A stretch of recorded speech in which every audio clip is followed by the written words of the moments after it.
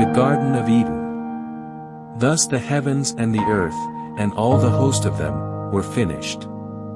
And on the seventh day God ended his work which he had done, and he rested on the seventh day from all his work which he had done.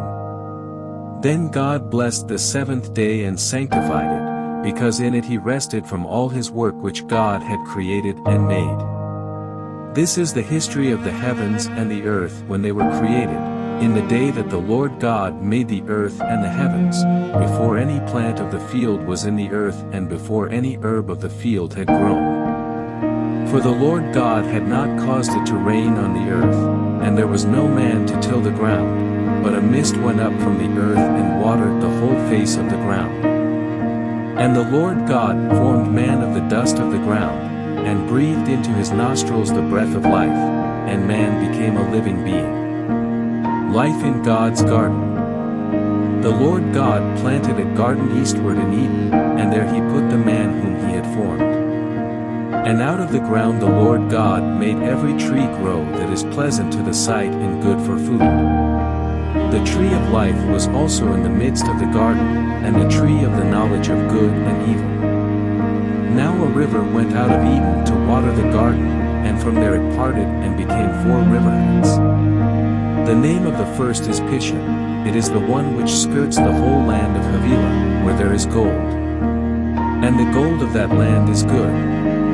Bdellium and the onyx stone are there. The name of the second river is Gihon. It is the one which goes around the whole land of Cush.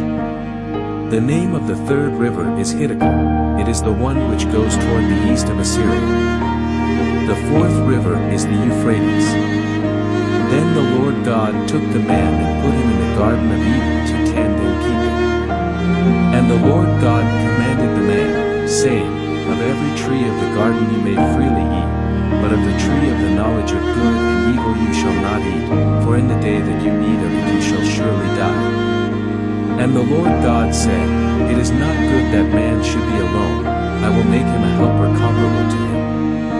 Out of the ground the Lord God formed every beast of the field and every bird of the air, and brought them to Adam to see what he would call them. And whatever Adam called each living creature, that was its name. So Adam gave names to all cattle, to the birds of the air, and to every beast of the field.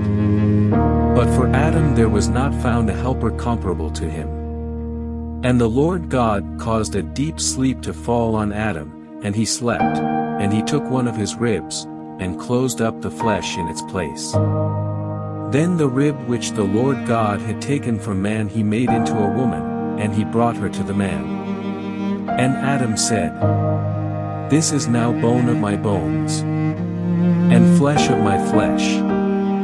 She shall be called woman, because she was taken out of man. Therefore a man shall leave his father and mother and be joined to his wife, and they shall become one flesh. And they were both naked, the man and his wife, and were not ashamed.